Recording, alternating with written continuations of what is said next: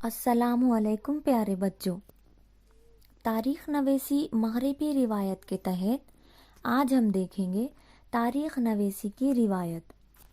تاریخ نویسی یعنی تاریخ لکھنا، تحریر کرنا، ماضی کے واقعات اور واقعات کے ثبوتوں کی تحقیق کر کے انہیں تسلسل کے ساتھ بیان کیا جاتا ہے۔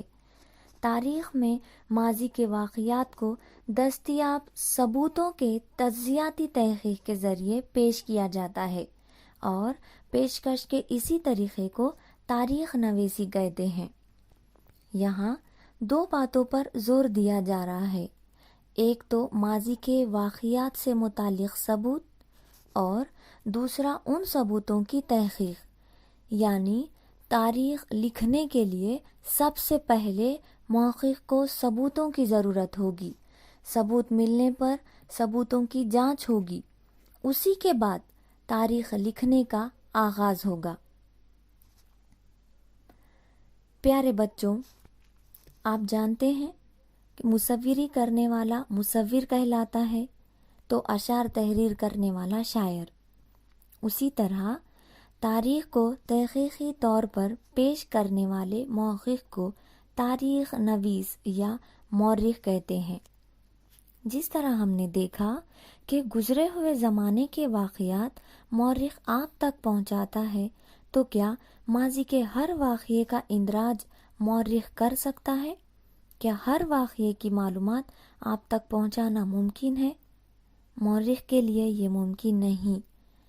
ہر زمانے میں بہت سارے واقعات پیش آتے ہیں، ان تمام واقعات کو یا ہر واقعے کو تاریخ میں لکھنا یا ان کا اندراج کرنا پاسبل نہیں ہو سکتا۔ اس لیے مورخ کو بہت سوچ سمجھ کر، غور و فکر کر کے واقعات کا تعین کرنا پڑتا ہے اور ایسے واقعات جو قارئین تک پہنچانا ضروری ہے انہی کا وہ انتخاب کرتا ہے۔ اس لیے مورخ کا زاویہ نظر سائنٹیفک ہونا ضروری ہوتا ہے۔ یہ سب باتیں مورخ کے طرز تحریر کا تعین کرتی ہیں۔ کیا آپ جانتے ہیں دنیا بھر کے مختلف ممالک میں آثار قدیمہ کی کھدائی کے دوران بہت سی قدیم تہذیبوں کا انکشاف ہوا، جیسے ہڑپا اور موہنجو داڑو کی تہذیب، اسی طرح ترکستان اور افریقہ کی تہذیب۔ چونکہ یہ تہذیب نہایت قدیم مانی جاتی ہیں، ان میں تاریخ نویسی کی روایت موجود نہیں تھی، یعنی باضابطہ طور پر وہ تاریخ تحریر نہیں کرتے تھے، لیکن اس وقت لوگ جب تحریر سے ناواقف تھے، قصے کہانیوں کے ذریعے اپنے آباء و اجداد کی زندگیوں اور بہادری کے کارناموں کو اگلی نسل تک پہنچاتے تھے۔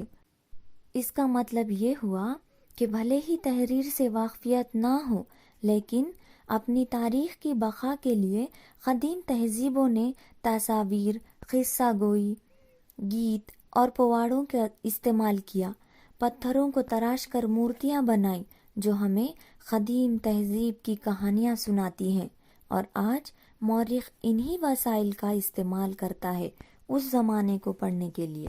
آپ کی کتاب میں سب سے قدیم کتبے کی تصویر دی گئی ہے۔ یہ کتبہ سومیر تہذیب کی ترجمانی کرتا ہے جو تقریباً 4500 سال پرانا ہے، جس میں سومیر کی دو ریاستوں کے درمیان ہونے والی جنگ کی کہانی بیان کی جا رہی ہے۔ اسے دیکھنے پر اندازہ ہوتا ہے کہ سپاہی اپنے سپہ سالار کے پیچھے چل رہے ہیں، اپنی حفاظت کے لیے انہوں نے ڈھال لی ہوئی ہے۔ ہم نے سپاہیوں کی گول یعنی دائروی شکل کی ڈھال دیکھی ہے، لیکن اس زمانے میں مستطیل نما ڈھال کا استعمال کیا جاتا تھا۔ اس طرح تاریخی واقعے کو تحریری طور پر درج کرنے کی روایت میسوپوٹامیہ کی سومیر تہذیب سے شروع ہوئی۔ یہ کتبہ آج بھی فرانس کے لور عجائب گھر میں موجود ہے۔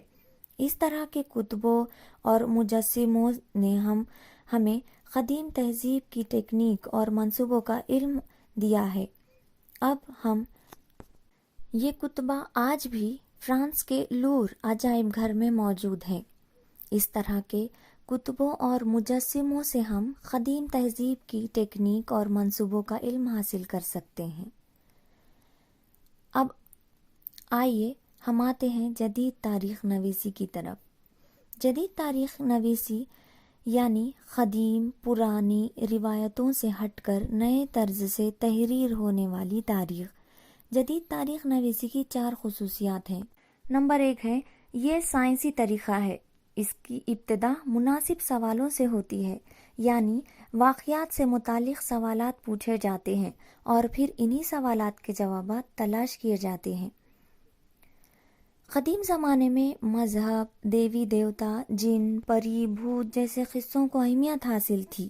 اس کے برخلاف جدید تاریخ نویسی میں سوالات انسان مرکوز ہوتے ہیں۔ عام انسانوں اور ان کی سرگرمیوں کو اس تاریخ میں اہمیت دی جاتی ہے۔ جدید تاریخ نویسی میں تاریخ کی پیشکش منطقی ہوتی ہے۔ قابل اعتماد ثبوتوں کی بنیاد پر تاریخ تحریر کی جاتی ہے۔ سنی سنائی باتوں کو یہاں اہمیت نہیں ہوتی۔ انسانی سرگرمیوں کے ذریعے انسان کی ترقی اور ارتقاء کس طرح ہوتا گیا، یہ ثابت کرنے کی کوشش یہاں کی جاتی ہے۔ کیا آپ جانتے ہیں تاریخ نویسی کی شروعات یونان سے ہوئی؟ جدید تاریخ نویسی کے ثبوت ہمیں قدیم یونانی تاریخ نویسی میں ملتے ہیں۔ ہسٹری، یہ یونانی لفظ ہے۔ تاریخ کا موجد یعنی تاریخ کے بابا آدم، فادر آف ہسٹری، یونان کے ہیروڈوٹس کو کہا جاتا ہے۔ 5ویں صدی قبل مسیح میں ہیروڈوٹس نے اپنی کتاب دی ہسٹریز لکھی، جس میں ہسٹری اس لفظ کا استعمال کیا گیا اور پھر آہستہ آہستہ دنیا اس سے روشناس ہوئی۔ 18ویں صدی میں یورپ میں سائنس اور فلسفے کی بہت ترقی ہوئی۔ یورپ کے مفکرین سائنسی طریقے کو سماجی علوم میں استعمال کرنے کے تجربے کرنے لگے۔ آگے چل کر یورپ اور امریکہ میں تاریخ نویسی سے متعلق خوب غور و فکر کیا گیا۔ اسی وجہ سے تاریخ نویسی میں ٹھوس ثبوتوں کو اہمیت حاصل ہوتی چلی گئی۔ 18ویں صدی سے قبل یورپ کی یونیورسٹیز میں ہر جگہ خدا سے متعلق مباحثے ہوا کرتے تھے۔